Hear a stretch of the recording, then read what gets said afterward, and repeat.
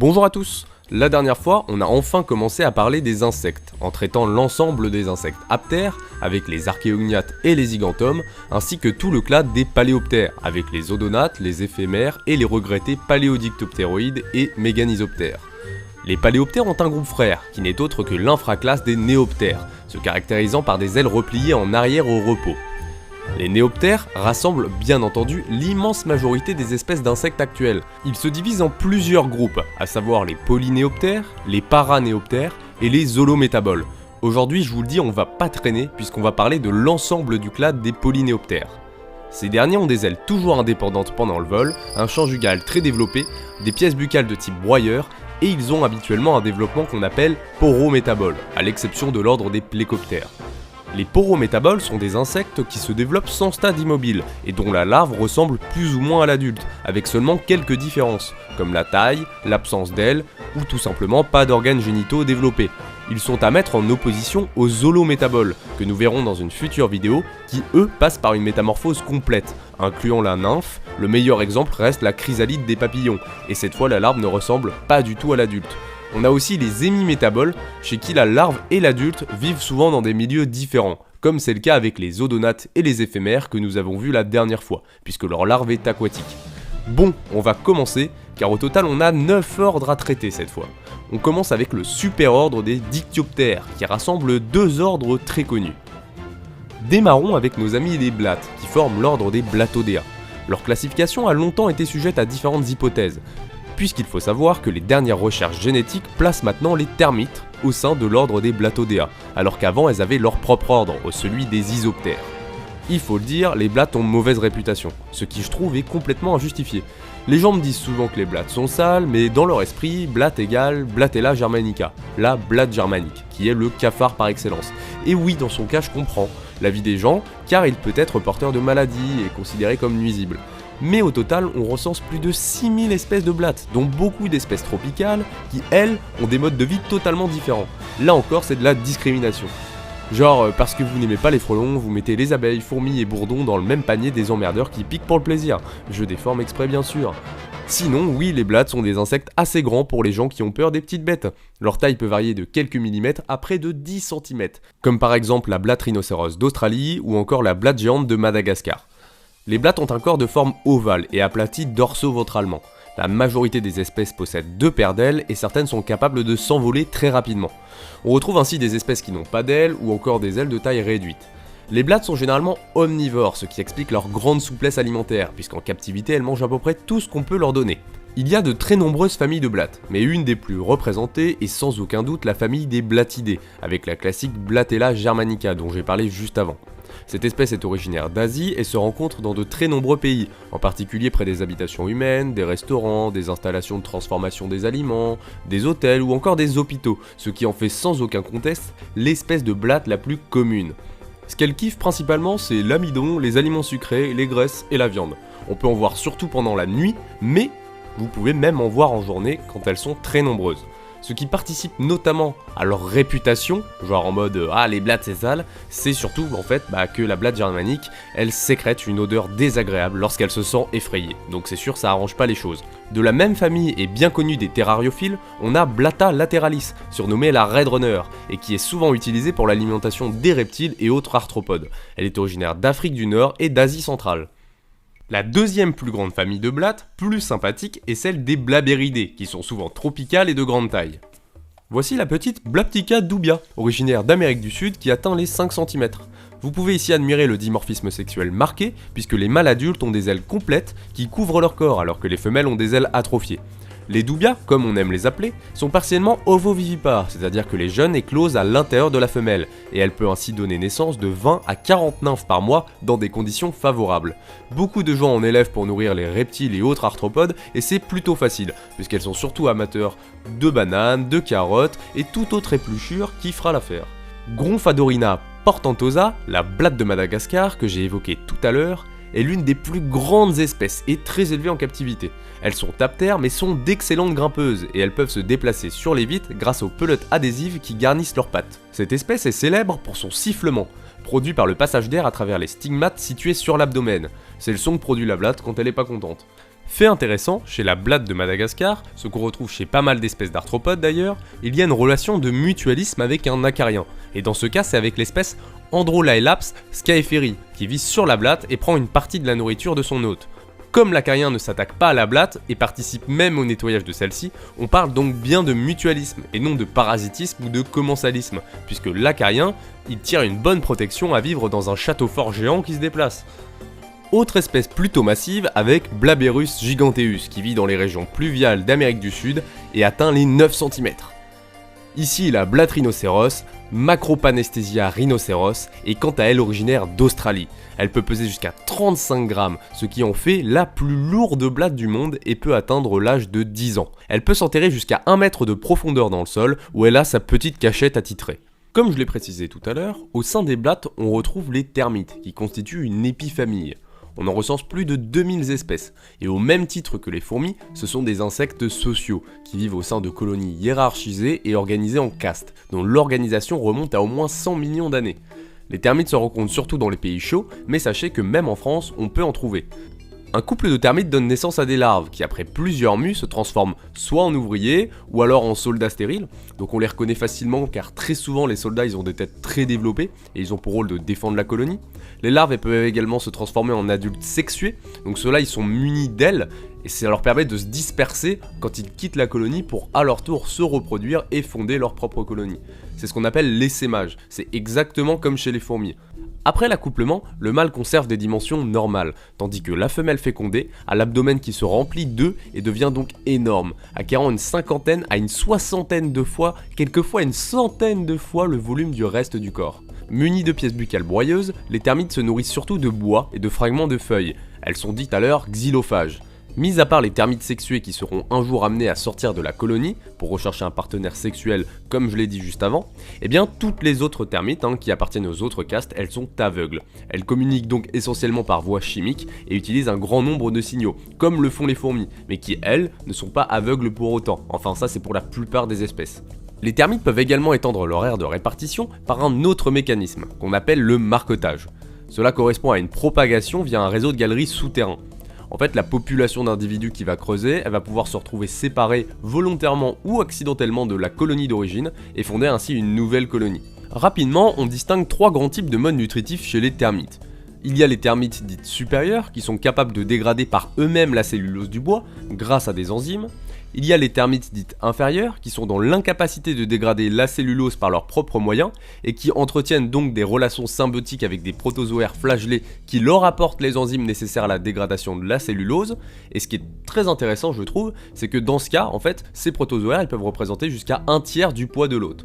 Et enfin on a les termites humivores qui se nourrissent de protéines que contient l'humus et représentent près de la moitié des espèces de termites qui appartiennent toutes à la famille des termitidés. Les termites abondent dans les pays chauds et peuvent devenir un véritable fléau dans les endroits habités, détruisant les constructions en bois. Quelques mois suffisent pour ronger intérieurement les charpentes des maisons, qui s'effondrent tout d'un coup sans qu'un seul signe extérieur ait pu prévoir le danger. Bien évidemment, les termites sont célèbres pour la construction de leurs termitières, qui peuvent atteindre des formes extraordinaires et des tailles considérables, de quelques centimètres jusqu'à 7 mètres de haut, et leur diamètre à la base jusqu'à 30 mètres.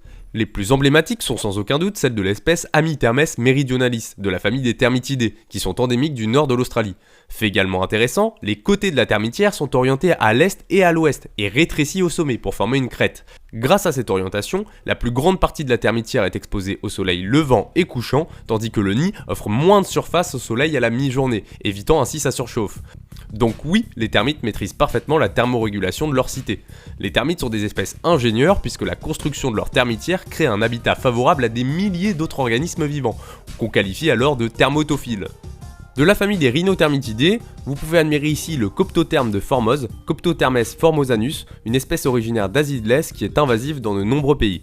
L'autre ordre au sein des dictyoptères est iconique, ce sont les menthes. Et s'il vous plaît ne dites pas les menthes religieuses, qui correspondent seulement à une espèce, la menthe religieuse, Mantis religiosa, qu'on rencontre en France, mais il faut vous dire que les menthes, c'est plus de 2500 espèces. Pour vous donner un exemple, niveau classification, c'est exactement comme si vous appeliez tous ces animaux des chiens, ou encore si vous appeliez les hamsters, les castors et les écureuils, des souris.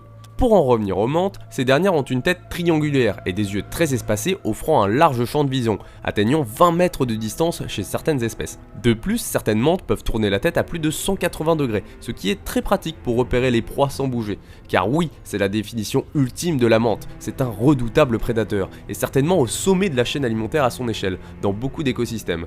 Leur arsenal ultime, c'est bien sûr leurs pattes préhensibles ravisseuses, servant à capturer et maintenir les proies. Alors oui, le cliché répandu sur les mantes, c'est bien le cannibalisme sexuel, qui est fréquent chez un grand nombre d'espèces, mais il n'est pas systématique, et même plutôt rare chez certaines espèces, surtout quand elles sont bien nourries en captivité. La raison du cannibalisme sexuel a longtemps été débattue, et des hypothèses tendent à dire que les mâles qui se font dévorer ont un accouplement beaucoup plus long, et améliorent ainsi leur chance de féconder les œufs. Mais ça se trouve, la femelle a tout simplement une grosse fonce dalle après l'accouplement. Alors je vous avoue, j'adore les mantes et je les trouve vraiment fascinantes. Et je vais donc vous présenter quelques petites espèces sympathiques en essayant quand même de pas être trop long. Allez, on commence avec la plus célèbre de la famille des mantidés, la mante religieuse, Mantis religiosa. Elle mesure jusqu'à 8 cm de long, elle est parfois surnommée le tigre de l'herbe. En raison de ses mœurs voraces, la mante religieuse se nourrit de tous les insectes vivants qu'elle croise. Alors oui, je l'ai pas précisé, mais les mantes ça peut atteindre des très bonnes tailles quand même, comme cette Hierodula majuscula, la mante géante australienne avec ses 12 cm, qui peut s'attaquer à des vertébrés bien évidemment, comme des grenouilles, des lézards ou des petits serpents. Également de la famille des mantidés, vous pouvez ici admirer le magnifique genre Coeradodis, qui affiche un mimétisme impressionnant avec son corps en forme de feuille. D'autres familles imitent davantage les plantes mortes, comme c'est le cas avec les ampusidés, dont le protothorax est toujours entouré d'une crête, et on peut également souvent distinguer des appendices en forme de lambeaux. Voilà certainement la plus majestueuse représentante de cette famille, avec la mante fleurie du diable, Idolomantis diabolica, qui est l'une des plus grandes espèces de menthe, puisque les femelles atteignent 13 cm. En cas de confrontation avec un prédateur, elle initie une démonstration pour effrayer ou distraire momentanément le perturbateur. Ses pattes antérieures, en particulier le fémur, sont soulevées pour exposer des motifs visibles, représentés sur le bas du thorax et de l'abdomen. De même, les ailes présentent une combinaison de couleurs vives pour impressionner tout agresseur. Après la magnifique Idolomantis diabolica, voici une autre famille bien connue des terrariophiles, avec les Hyménopodidés et la célèbre mante orchidée, Hymenopus coronatus, qui se fait remarquer par l'éclat de ses couleurs et une structure adaptée pour le camouflage, puisque ses 4 pattes ressemblent à des pétales de fleurs, imitant celles d'une orchidée. On la retrouve dans les forêts tropicales d'Asie du Sud-Est, comprenant la Malaisie et l'Indonésie. Les jeunes individus ont la particularité d'imiter les fourmis pour échapper aux prédateurs. On parle alors de myrmécomorphisme. Autre espèce bien sympathique, Philocrania paradoxa, de son nom Gosmantis en anglais, qui imite une feuille séchée et altérée avec une tête allongée, un protothorax aplati et allongé, avec des protubérances en forme de feuilles sur ses membres. Originaire d'Afrique, elle se confond parfaitement avec les feuilles mortes dans la broussaille. Au revoir les mantes, et on enchaîne avec l'ordre le plus diversifié au sein des polynéoptères, et qui sont d'ailleurs les proies favorites des mantes, quand bien même vous allez le voir, les rôles peuvent être inversés. Voilà les orthoptères, avec les sauterelles, les criquets et les grillons. On estime à plus de 22 000 le nombre d'espèces d'orthoptères sur la planète. La grande majorité est phytophage, bien que plusieurs espèces soient prédatrices. Ils sont connus pour émettre des sons par le mouvement de différentes parties de leur corps et on parle alors de stridulation. Les orthoptères sont scindés en deux sous-ordres. D'un côté les encifères, avec les grillons et les sauterelles, et de l'autre les caélifères, avec les criquets. La plupart des encifères chantent en frottant leurs ailes antérieures l'une contre l'autre, tandis que les caélifères frottent leurs fémurs postérieurs contre les élytres. Attention, ce n'est pas la même chose. On commence avec le sous-ordre des caélifères, qui correspond donc aux criquets, qui suivant leur comportement, portent le nom de locustes lorsqu'ils sont grégaires, ou sauteriaux lorsqu'ils sont solitaires. On distingue deux sous-ordres, avec d'un côté les acrididea et les tridactylidea. On commence avec les acrididea, dont certaines espèces sont des insectes ravageurs lorsqu'ils sont en mode Age of Empire. Ils dévorent les cultures sur leur passage, ce qui est très problématique dans certains pays. C'est le cas de Locusta migratoria, le criquet migrateur, qui est l'unique représentant du genre Locusta et appartient à la famille des acrididés, dans laquelle je vais vous présenter pas mal d'espèces. On a également le criquet pèlerin, Schistosterca gregaria, dont les essaims sont une menace depuis des siècles pour l'agriculture en Afrique, en Moyen-Orient et en Asie. Beaucoup estiment qu'il est le plus dangereux des criquets ravageurs, en raison de la capacité des essaims de voler très rapidement sur de grandes distances. Vous en avez sûrement entendu parler dernièrement, partis de la péninsule arabique, les criquets ont gagné la corne de l'Afrique à la fin de l'été dernier avant de s'enfoncer à l'intérieur du continent et de tout ravager, entraînant un énorme impact sur la sécurité alimentaire dans la région. Voici le fascinant Teratodes monticolis, originaire de l'Inde et du Sri Lanka, qui se nourrit des feuilles des arbres et peut devenir un sérieux ravageur.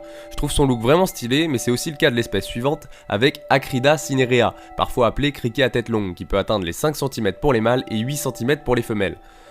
Toujours dans la même famille, dans le centre et le sud de la France, on peut souvent voir Oedipoda charpentieri. Cette espèce est très mimétique et son corps est de coloration très variable. C'est également le cas pour d'autres espèces du même genre comme Oedipoda caerulescens ou Oedipoda germanica.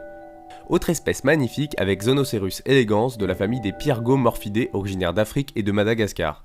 De la même famille, on a Dictyophorus spumans, surnommé sauterelle moussante de par sa capacité à produire une mousse toxique à partir de ses glandes thoraciques. Cette espèce est d'assez grande taille, atteignant les 8 cm.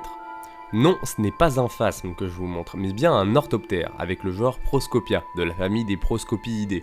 C'est un criquet aptère qui saute facilement malgré son apparence paresseuse. Il existe assurément une convergence évolutive avec la morphologie des phasmes. Les femelles mesurent jusqu'à 18 cm, ce qui en fait de belles bestioles. On retrouve les différentes espèces en Amérique du Sud et en Amérique centrale. Dans le haut du panier niveau mimétisme, on retrouve la famille des Pneumoridae, qui sont des herbivores nocturnes endémiques des régions côtières de l'Afrique australe. On a également d'autres familles de criquets à l'allure de feuilles, comme les Trigonopterigidae originaires de l'Asie du Sud-Est pour leur part. L'autre infraordre de criquets est celui des Tridactylidea. Beaucoup moins diversifiés, on les surnomme criquets pygmées, avec des espèces qui se démarquent pas mal niveau morphologie. La plupart, comme c'est le cas avec les membres de la famille des Tridactylidés, mesurent presque toujours moins de 2 cm de long. Ils vivent généralement dans de courts tunnels et sont communément appelés grillons taupes pygmées, bien qu'ils ne soient pas étroitement apparentés aux véritables grillons taupes, appartenant au sous-ordre des encifères que nous allons voir juste après. C'est une convergence évolutive au mode de vie souterrain, comme c'est le cas chez les Cylindraketidés chez qui la ressemblance est frappante. Les espèces de cette famille se rencontrent en Océanie et en Patagonie. Concernant les Tridactylidés, ils vivent typiquement dans un sol humide et sablonneux près de l'eau, comme les barrages, les lacs, les ruisseaux et parfois la mer. Dans ces endroits, ils creusent de petits tunnels et semblent se nourrir en grande partie de détritus organiques, de matière végétale et d'algues microscopiques recouvrant les grains de sable. On passe maintenant à l'autre sous-ordre, celui des encifères, c'est-à-dire les grillons et les sauterelles, chez qui la femelle possède un ovopositeur qui sert à déposer les œufs lors de la ponte. Celui-ci est souvent en forme de sabre, d'où leur nom latin, ensis qui signifie épée et ferre qui signifie portée. De plus, chez les encifères, les mâles ont de longues antennes filiformes, à la différence des caélifères.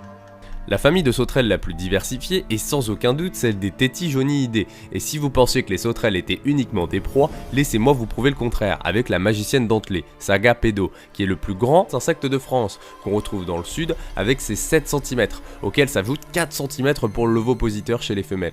La magicienne dentelée est un redoutable prédateur d'insectes, et en particulier d'autres orthoptères qu'elle capture avec ses pattes antérieures. De manière générale, elle capture tout ce qu'elle peut maîtriser en fait, y compris des proies plus grandes qu'elle, ce qui inclut donc des petits vertébrés. Une fois capturée, la proie est rapidement mordue au niveau du cou pour être immobilisée, puis la magicienne se déplace avec sa victime jusqu'à trouver une position adéquate pour se nourrir, en général suspendue à une branche par les pattes arrière, et la proie est donc emprisonnée entre les 4 autres pattes. Elle se déplace en marchant d'une manière très similaire à celle des phasmes, par à-coups, imitant une brindille poussée par le vent, ce qui en fait une espèce très difficile à repérer malgré sa grande taille. Appartenant également à la famille des Tetijoniidae, Cnemidofolium citrifolium ressemble énormément à une feuille, ce qui est également une très belle convergence évolutive avec les autres orthoptères caélifères que nous avons vus juste avant. Toujours dans la même famille, voici Cosmoderus femoralis, une espèce très impressionnante et cuirassée.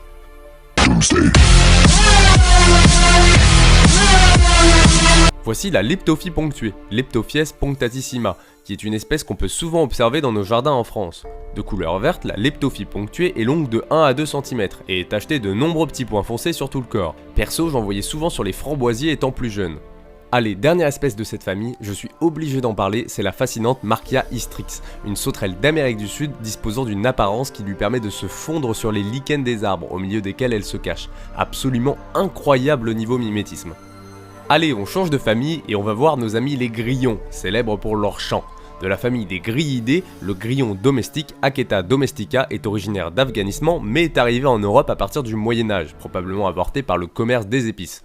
On le rencontre dans toute l'Europe occidentale où il survit dans les habitations et dans les stations de métro.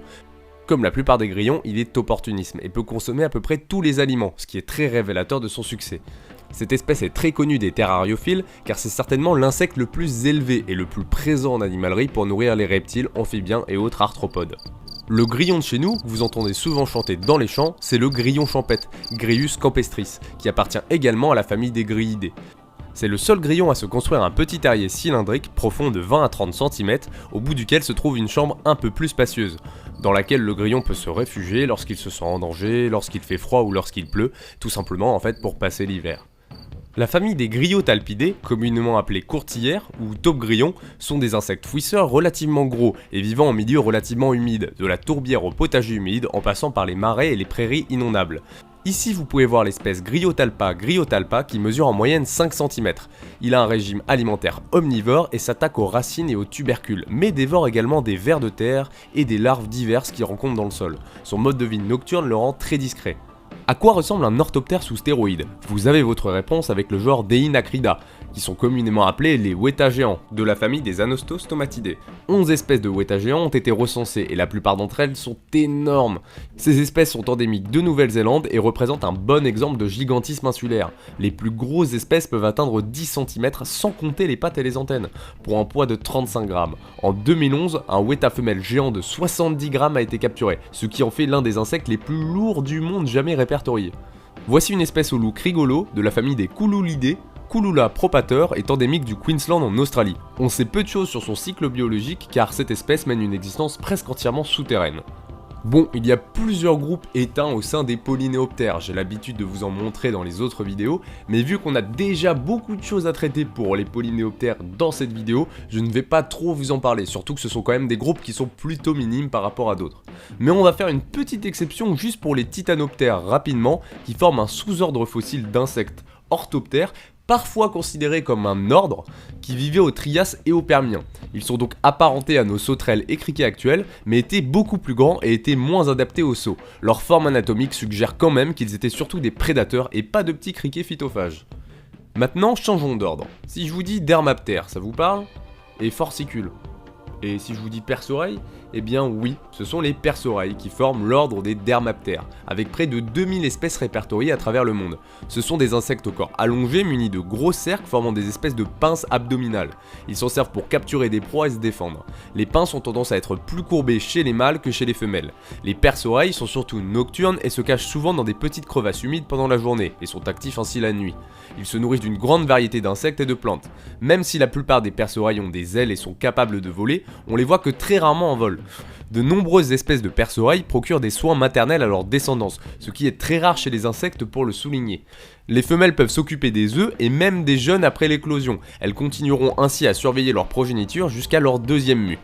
De la famille des Forsiculidés, l'espèce la plus commune par chez nous et la plus connue est Forcicula auricularia, le classique perce-oreille, dont les adultes mesurent jusqu'à 2 cm de long. En comparaison, de la famille des Anisolabididés, Titanolabis colossea est la plus grande espèce de perce-oreille. Elle est australienne et mesure près de 5 cm. Encore plus grande avec ses 8 cm de long et endémique de l'île de Sainte-Hélène, Labidura herculeana est également une espèce géante de perce-oreille de la famille des Labiduridés, mais considérée comme éteinte depuis 2014 car aucun spécimen vivant n'a été observé depuis 1967. Son extinction aurait été causée par la destruction de son habitat et par la prédation, dont notamment celle de l'espèce de scolopendre envahissante, Scolopendra morsitans. Ce que je trouve également très intéressant au sein de l'ordre des dermaptères, c'est que certaines espèces sont des parasites de vertébrés, et particulièrement de mammifères, notamment dans la famille des Aryxéniidés, où les espèces du genre Aryxenia vivent dans les plis de la peau des chauves-souris bulldogs sans poils de Malaisie, Chiromeles torquatus, où les perce-oreilles se nourrissent au KLM des sécrétions glandulaires. L'autre genre au sein des Aryxéniidés, Xeniaria, se nourrit du guano de chauve-souris, et peut-être des arthropodes guanophiles. Dans une autre famille, celle des Hémiméridés, les perce-oreilles parasitent des rongeurs africains. On passe à un autre ordre méconnu, celui des plécoptères, souvent appelés perles, qui sont des insectes ailés au corps mou et allongé. C'est un groupe ancien, dont les plus vieux fossiles remontent au début du Carbonifère. Plus de 3000 espèces de plécoptères sont actuellement répertoriées dans le monde, mesurant de quelques millimètres à près de 5 cm de long. L'Amérique du Nord compte environ 4 fois plus d'espèces que l'Europe. De la même manière que les odonates et les éphémères, les perles sont inféodées aux zones humides, puisque les larves sont aquatiques et particulièrement adaptées aux forts courants. Les larves sont dépourvues de branchies et respirent par la diffusion directe de l'oxygène à travers le corps. Au début, elles commencent leur développement par un régime brouteur-racleur, de biofilms et d'algues, puis en grandissant, certaines acquièrent un régime détritivore et se nourrissent notamment des litières issues de la végétation des berges. D'autres familles, notamment celles issues des espèces de grande taille, deviennent par la suite uniquement prédatrices. Les plécoptères rassemblent donc des espèces phytophages, omnivores, détritivores et carnivores. Le stade larvaire est long et dure plusieurs années. On retrouve parfois des adultes en grand nombre à proximité des points d'eau, posés sur les pierres fraîches, aux entrées des grottes ou parfois sur les parois des gouffres. Niveau morphologie, les plécoptères sont notamment caractérisés par une paire d'antennes très longues, solides et multi-articulées, ainsi que par 2 cerques, qui sont parfois aussi longues que le corps au repos, un peu comme chez les éphémères. De plus, les ailes sont repliées à plat sur le dos. Les mâles de nombreuses espèces de plécoptères ont des ailes atrophiées et ne peuvent donc pas voler. Au même titre que les odonates et les éphémères, les plécoptères régressent dans beaucoup de zones à cause de la pollution des cours d'eau, et on les utilise donc beaucoup en écotoxicologie pour caractériser la pollution sur un site donné. 2 sous-ordres existent, avec d'un côté celui des Antarctoperlaria et de l'autre celui des Arctoperlaria. Dans le sous-ordre des Antarctoperlaria, voici le genre Eustenia, de la famille des Eusteniidae, dont les différentes espèces sont endémiques de Tasmanie. Voici une autre famille, avec celle des Gryptopterigidae, avec l'espèce Andiperla willinki, qui se rencontre en Argentine et au Chili. De couleur rouge-noir, ce plécoptère a la particularité de se rencontrer sur et sous un glacier. Cette adaptation à des températures extrêmes se fait grâce à la présence de branchies anales chez l'adulte. On parle alors de néoténie, car là-bas ce sont les larves qui possèdent les branchies. Et c'est la définition de la néoténie, la conservation de caractéristiques larvaires chez l'adulte. L'un des meilleurs exemples chez les amphibiens, c'est l'axolote. Dans le sous-ordre des Arctoperlaria, on a des familles plus connues par chez nous, comme celle des Perlidés, avec le genre Perla, que vous pouvez voir ici. Les différentes espèces sont de bons bioindicateurs de la qualité du milieu aquatique, et sont donc très utilisées dans les études style IBGN. Ou encore la famille des Perlodidés, avec le genre Isoperla. Les larves de Perlodidés sont principalement prédatrices, et fait intéressant, de nombreuses espèces présentent une diapause des œufs, pendant les mois les plus chauds, ce qui leur permet d'habiter les environnements très hostiles, comme les cours d'eau temporaires. On enchaîne encore avec un ordre inconnu de beaucoup de personnes, les ambioptères, qui sont de petits insectes au corps allongé, ne dépassant que très rarement le centimètre. Ils possèdent les extrémités des pattes antérieures enflées et ovales, car elles contiennent de nombreuses glandes sécrétant de la soie. On en recense actuellement environ 400 espèces, ce qui est très peu par rapport aux ordres précédents. Cela explique également leur relative rareté. Les ambioptères sont grégaires et vivent principalement dans les régions tropicales, en petits groupes dans des galeries parsemées de soie qui les protègent contre les prédateurs. Ces abris sont tissés dans toutes sortes d'habitats favorables, comme les écorces d'arbres, les débris de la litière ou alors sous des pierres. Les colonies sont principalement composées de femelles et de leur progéniture. Les mâles ne se nourrissent pas et meurent peu de temps après l'accouplement. Éripé, petit ambioptère mâle. Les mâles de certaines espèces ont des ailes et sont capables de se disperser, tandis que les femelles nouvellement accouplées quittent la colonie et en trouvent soit une nouvelle ou tout simplement elles en fondent une nouvelle, leur propre colonie. De la même manière que les perce-oreilles, dont nous avons parlé juste avant, les femelles portent une attention particulière à leur progéniture. Elles nettoient les œufs, les surveillent et chez certaines espèces, elles continuent à s'occuper de leurs petits pendant plusieurs jours après l'éclosion. Et chez quelques-unes, ces soins parentaux appliquent même que la femelle nourrisse les nymphes avec des portions de litière de feuilles mâchées et d'autres aliments. Oui, je ne l'ai pas précisé, mais ce sont des herbivores généralistes qui mangent surtout de la litière végétale, du lichen et de la mousse. Contrairement à d'autres producteurs de soie, comme le ver à soie Bombyx mori, qui ne possède qu'une paire de glandes à soie par individu, les entomologistes estiment que certaines espèces d'ambioptères en possèdent jusqu'à 300. Cela explique ainsi leur capacité à tisser de grandes galeries dans un temps record. Ici vous pouvez voir l'espèce Oligotoma sundersii, de la famille des Oligotomidae, et c'est avec cette espèce que des chercheurs ont observé des colonies en laboratoire pour la première fois, permettant d'acquérir la plupart des informations sur les ambioptères, qui sont un ordre d'insectes très peu connu, même pour certains entomologistes. On passe à un ordre que j'affectionne tout particulièrement, car comme beaucoup de gens, je pense que c'est avec eux que j'ai découvert le monde de l'élevage des insectes. Avec plus de 3000 espèces, les phasmes sont les rois du camouflage. Alors dans l'esprit de beaucoup de personnes, ça c'est un phasme, style bâton quoi. Mais ça, ce sont aussi des phasmes. Pour survivre, ils se fondent dans l'environnement en imitant à la perfection les différents éléments de la nature, avec toutes leurs particularités, allant jusqu'aux nervures des feuilles. On parle alors d'homotypie et d'homochromie. Ce camouflage est développé jusque dans leur façon de se mouvoir, puisqu'ils se déplacent lentement, par à-coups, comme une branche ballottée par le vent, et beaucoup d'espèces restent parfaitement immobiles pendant des heures. Toutes les espèces sont herbivores et mangent toutes sortes de végétaux, la ronce étant la plante ultime pour tout éleveur de phasmes, puisque la plupart des espèces s'en régalent volontiers. Une fois adultes, les femelles pondent en moyenne 1 à 3 œufs par jour, même si cela est très variable selon les espèces. Chez les phasmes, la reproduction peut être sexuée, mais peut également se faire par parthénogenèse télitoque. La parthénogenèse, c'est un mode de production monoparentale qui se fait par la division à partir d'un seul gamète femelle non fécondé. Télitoque, cela signifie que la descendance sera composée uniquement de femelles. Beaucoup d'espèces de phasmes n'ont donc pas besoin de s'accoupler pour se reproduire, et les jeunes sont simplement des clones génétiques de leurs parents. Niveau classification, les phasmes se divisent en 3 clades. Je vais vous présenter rapidement quelques espèces que j'ai eu l'occasion de maintenir, ainsi que d'autres qui sont très intéressantes, et vous le verrez, pour ceux qui pensent que les phasmes c'est juste des bâtons, ce n'est pas du tout le cas.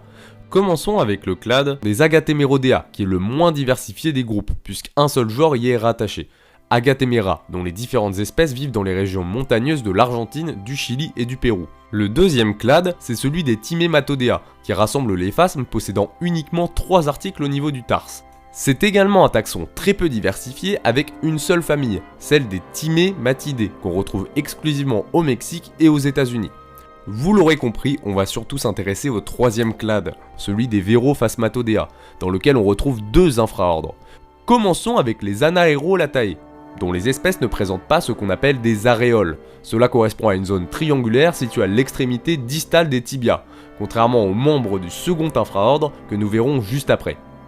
Dedans, on retrouve le phasme classique par excellence, le phasme morose ou phasme bâton, Carosus morosus de la famille des Phasmatidés, qui est originaire d'Inde. C'est le phasme que beaucoup de professeurs ont dans leur classe de biologie pour montrer le développement des arthropodes aux élèves, car simple d'élevage, d'entretien et de manipulation. Et surtout, très prolifique. Perso, j'ai ma souche depuis maintenant quasiment 15 ans et c'est increvable comme truc. Étant donné que cette espèce se reproduit uniquement par parthénogenèse, ce sont uniquement des femelles qui sont présentes dans les élevages et aucune reproduction sexuée n'a lieu. Comme beaucoup d'autres espèces de phasmes en danger qui sont style bâton, quand il est en danger, le phasme allonge ses pattes le long du thorax et se met tout droit pour faire le mort et se mêler ainsi aux bradilles. C'est un phénomène de catalepsie mimétique. Ah, voilà une espèce de la même famille que j'affectionne tout particulièrement, Eurycantha calcarata, communément appelé phasme cuir, qui est légèrement plus imposant que le phasme bâton. Originaire de Papouasie-Nouvelle-Guinée, c'est une grande et large espèce dont les femelles peuvent atteindre 15 cm, et surtout elle est massive. Le mâle, très nerveux, possède de gros ergots comme arme défensive placés sur les fémurs postérieurs, et il peut s'en servir pour pincer quand on l'embête un petit peu trop. Toujours de la même famille et très ressemblant à Eurycantha, au niveau de la morphologie, voici Dryococchelus australis qui a une petite histoire amusante. Considéré comme éteint en 1920, les scientifiques ont découvert une trentaine d'individus en 2001 sur un massif volcanique, la pyramide de Bâle. Après reproduction en captivité, les individus ont pu ainsi être réintroduits dans leur milieu naturel, à savoir les îles où les rongeurs les avaient tous décimés. Également un phasmatidé populaire en terrariophilie, voici le phasme scorpion ou Phasmatiara extatosoma tiaratum. Il est originaire d'Australie et peut atteindre quand même une bonne taille. On voit d'ailleurs le dimorphisme sexuel particulièrement marqué puisque les femelles ont de petites ailes atrophiées alors que les mâles ont de grandes ailes leur permettant de s'envoler. Appartenant à la même famille, voici Acryoptera phallax, qui est une espèce magnifique, originaire de Madagascar. Les mâles sont d'un bleu électrique vif et ont 2 rangées d'épines orange rougeâtres sur les bords du fémur. Les ailes postérieures ont une crête jaune et sont principalement rouges avec un centre noir. Il y a un gros dimorphisme sexuel puisque les femelles sont beaucoup plus grandes et atteignent les 20 cm, mais elles sont loin d'être aussi colorées. Allez, 2 derniers représentants des phasmatidés car ça peut durer encore très longtemps tellement il y a d'espèces intéressantes dans cette famille que j'aimerais vous présenter. Voici Farnacia ponderosa, originaire des Philippines, qui fait partie des plus grands phasmes puisque les femelles atteignent les 25 cm. Mais bien sûr, il existe encore plus grand. Voici Phobaeticus cani, surnommé la super canne de Chan, atteignant 35 cm avec son seul corps, ce qui en fait tout simplement le plus long insecte du monde. Le spécimen détenu par le musée d'histoire naturelle de Londres mesure 56,7 cm de long avec les pattes totalement dépliées. L'espèce habite la canopée des forêts humides et sa biologie est pour cette raison encore très méconnue. Cependant, les œufs présentent une caractéristique très intéressante. Ils sont munis d'extensions telles des ailettes, leur permettant ainsi probablement d'être facilement transportés par le vent dès la ponte et ainsi d'accroître la dispersion de l'espèce. Voici un représentant de la famille des Diapheromeridés, l'autre famille au sein des Anaerolatae. Oreophoetes peruana, qui présente des couleurs aposématiques, c'est-à-dire que ces couleurs vives préviennent les prédateurs de sa toxicité. Mais cette espèce possède plusieurs cordes à son arc, puisqu'elle peut sécréter une substance blanche dégageant une forte odeur irritante et désagréable. On change d'infraordre pour aller chez les Areolatae, qui présentent donc des aréoles. Obligé de parler des Theropteryx dilatata, une grande espèce originaire des forêts humides du sud-est de l'Asie, appartenant à la famille des Heteropterygidés. Actif la nuit, ce grand phasme passe la journée totalement immobile, caché dans le feuillage dont il se nourrit. La femelle adulte, très spectaculaire, mesure environ 15 cm de long avec un beau vert vif. Le mâle est plus petit avec un corps beaucoup plus élancé. A la différence d'autres espèces qui pondent des œufs qui tombent directement sur le sol, la femelle Heteropteryx possède un ovipositeur au bout de son abdomen qui, comme les orthoptères que nous avons vus tout à l'heure, sert à s'enfoncer dans le substrat pour y déposer les œufs. Les femelles sont réputées assez agressives et ne se laissent pas embêter. Elles frottent leurs ailes les unes contre les autres, produisant ainsi un bruit comme un froissement parfaitement audible. Elle relève alors ses pattes arrière et n'hésite pas à les refermer sur une main qui essaye de la saisir. Et en vrai, ça fait pas vraiment du bien. De la famille des Bacillidés, le phasme gaulois, Clonopsis gallica est l'une des 3 espèces de phasmes que l'on retrouve sur le territoire français. Impossible de parler de phasmes sans aborder les Phylli, qui forment la famille des Phylidés, dont les espèces ont l'aspect de feuilles d'arbres. La plus grande espèce, Phyllium giganteum, peut mesurer jusqu'à une dizaine de centimètres de long. Leur époustouflant mimétisme leur confère un excellent camouflage dans les arbres et arbustes où ils vivent. Le dimorphisme sexuel est très marqué, et les mâles sont en général plus petits et ont des antennes nettement plus longues et peuvent voler, ce qui n'est pas le cas des femelles. Là aussi, ce que je trouve dingue, c'est que les petits Phylli qui viennent de naître sont un petit peu myrmécomorphes. Par là, j'entends que les adultes ils sont lents et placides, et les petits ils sont ultra speed et ils courent partout, vraiment comme des fourmis quoi. Pour en terminer avec les phasmes, je vous présente Peruphasma scultei, de la famille des pseudophasmatidés, qui est originaire du Pérou. Je n'ai encore jamais eu cette espèce en élevage, mais son look noir avec les petites ailes rouges et ses yeux jaunes, c'est vraiment quelque chose d'unique. Allez, on passe à un nouvel ordre, et vraiment celui-là il est pas très connu. J'ai nommé les Notoptères, qui contient 2 sous-ordres, à savoir les Gryoblatodea et les Mantophasmatodea. Alors les Gryoblatodea, c'est un petit sous-ordre, avec seulement 34 espèces réparties en 5 genres. Ces insectes de 1 à 3 cm de long n'ont pas d'ailes et sont connus pour survivre dans des conditions extrêmes, au sommet des montagnes ou sur le bord des glaciers, même si on les retrouve globalement dans les forêts tempérées et froides. Ils ne tolèrent pas du tout la chaleur et ne supportent guère les températures excédant les 10 degrés. Ils sont nocturnes et se nourrissent d'animaux morts ou blessés, mais les mousses et autres végétaux sont également au menu. Ici vous pouvez admirer le genre Gryoblata. L'autre sous-ordre est celui des Mantophasmatodea, parfois surnommés gladiateurs, qui sont tous originaires d'Afrique. De la même manière dont est composé le nom Gryoblatodea, les Mantophasmatodea sont un mélange un petit peu de phasme et de menthe en apparence. Leur découverte est très récente puisqu'elle remonte à 2001. Également dépourvus d'ailes, ce sont des prédateurs qui chassent leurs proies un peu à la manière des menthes. Seulement quelques espèces ont été décrites et des fossiles datant de l'Éocène suggèrent une distribution passée beaucoup plus large qu'actuellement. Pour en finir, voici l'ordre des Zoroptères, connu sous le nom d'insectes anges, avec une seule famille, celle des Zorotypidés, qui à son tour ne contient qu'un seul genre, Zorotypus, avec une 50aine d'espèces actuelles répertoriées qu'on rencontre dans les environnements tropicaux et subtropicaux. Mais à cause du faible nombre d'espèces, ils sont très durs à observer, même pour les entomologistes confirmés. Ce sont de tout petits insectes, moins de 3 mm de long en moyenne, qui ont un corps mou. Ils ont des pièces buccales adaptées à la mastication et se retrouvent le plus souvent sous l'écorce, dans le bois sec ou dans la litière des feuilles, à proximité des termitières. Ils sont grégaires et semblent pouvoir se reproduire par parthénogenèse. Je n'ai pas trouvé masse d'informations, mais de ce que j'ai pu voir, ils semblent avoir des formes ailées et d'autres sans ailes. Voilà, j'espère que cette deuxième partie sur la classification des insectes vous a plu. C'était assez dense niveau information, je vous l'accorde, mais je voulais vraiment présenter l'ensemble des polynéoptères d'une seule traite, dans une seule vidéo, même si j'ai longtemps hésité à couper la vidéo en deux, mais je savais pas trop où la couper et je me suis dit allez je balance tout. Lâchez un petit like si vous avez aimé ce format et abonnez-vous à la chaîne. La prochaine fois on se retrouve pour parler des paranéoptères avec les punaises, cigales et pucerons. Même si je vous avoue ce sera pas pour tout de suite car j'ai pas mal de projets en ce moment avec beaucoup d'idées de vidéos, sans parler de ma thèse qui s'accélère beaucoup en ce moment donc je commence à avoir pas mal de taf. Allez tchuss et à la prochaine.